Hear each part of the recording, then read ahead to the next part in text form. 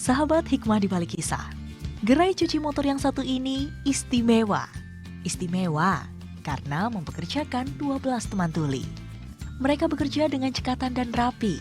Pelanggan cuci motor tak perlu bingung. Meski tak bisa mendengar, komunikasi bisa dilakukan dengan menulis teks di telepon genggam atau di kertas saja. Jangan sungkan untuk memulai komunikasi dengan mereka agar sama-sama puas. Mereka berprinsip pekerjaan tuntas tanpa keluhan dari pelanggannya. Prinsip inilah yang membuat pelanggan puas dan jadi langganan di sini.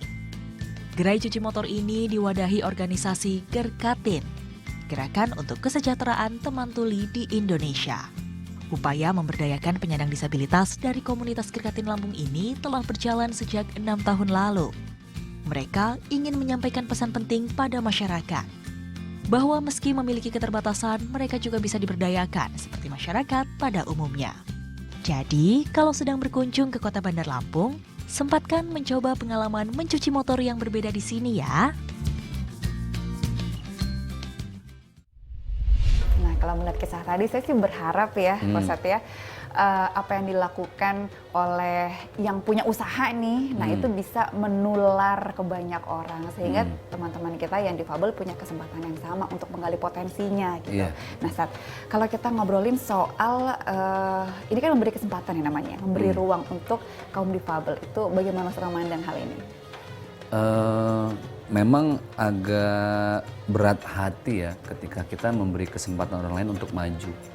Apalagi di saat kita nggak punya kepentingan apa-apa. Kepentingan itu kan banyak. Ya ada unsur profit, kita suruh mereka kerja karena ada untungnya buat kita gitu kan. Yang susah itu ketika kita lillahi ta'ala, ikhlas.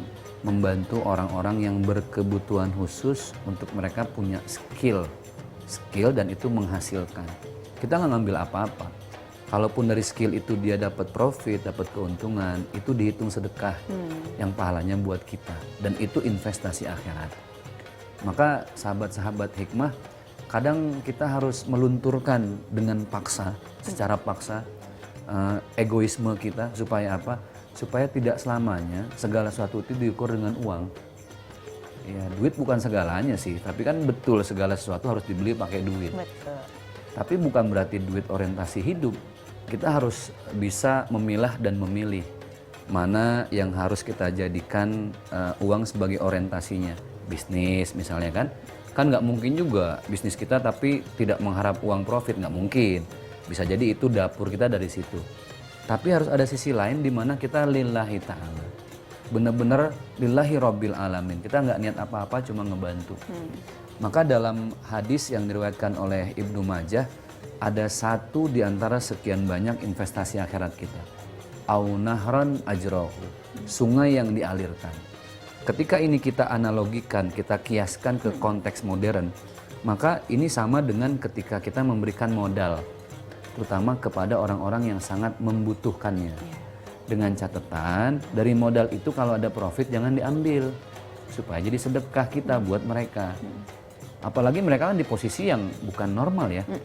Orang normal aja susah cari kerja sekarang kan. Apalagi dengan keadaan yang berkebutuhan khusus. Maka pasti Allah akan lipat gandakan. Berlipat-lipat pahalanya bagi orang yang peduli dengan mereka. Rasulullah SAW sangat peduli. Kalau kita pernah dengar Rasul pernah ngasih makan orang tua, pengemis, tunanetra, bahkan agamanya Yahudi. Bahkan selalu menjelek-jelekan Rasulullah gitu ya. Tapi Rasulullah datang membawa roti yang mahal, Rasulullah datang membawa kurma yang mahal, disuapi oleh Rasulullah, dielap badannya, dibersihkan. Ini kan satu contoh dari Rasulullah bahwa ketika dengan sama manusia, nggak usah lihat agama, nggak usah lihat bahasa. Selama mereka juga sesama manusia, ada istilah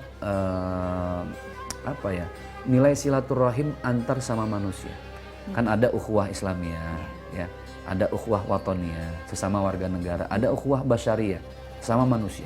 Dari manapun negaranya, bagaimanapun keadaan fisiknya, itu saudara kita.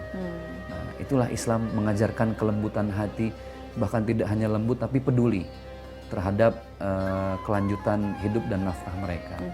Jadi buat teman-teman yang punya rezeki, kita belajar sedekah bukan hanya dengan memberi uangnya, tapi bagaimana kita memberikan modalnya. Supaya pahalanya tuh dalam jangka yang lebih panjang lagi. Kan kalau sekali kita kasih, ya mungkin pahalanya dihitung saat itu. Tapi kalau dengan modal itu dia punya kemampuan mencari nafkah, selama dia bisa mencari nafkah, selama itu juga pahalanya mengalir buat kita. Baik, berarti keterbatasan itu bukan cuma jadi ujian buat yang mengalaminya, tapi juga untuk kita. Kita mampu nggak kita melembutkan hati untuk memberikan modal usaha, memberikan skill buat mereka. Itu dia, luar biasa. Peristiwa yang menarik ya sahabat Iman untuk kita bahas. Besok kita akan bahas lagi banyak kisah, tapi pastinya ada kisah yang baik dan juga ada kisah yang buruk. Tapi yang pasti sahabat, kita harus ambil pelajarannya. Karena percayalah selalu ada hikmah di balik kisah. Saya Rahma dan Ustaz Zaki pamit. Wassalamualaikum warahmatullahi wabarakatuh. Waalaikumsalam warahmatullahi wabarakatuh.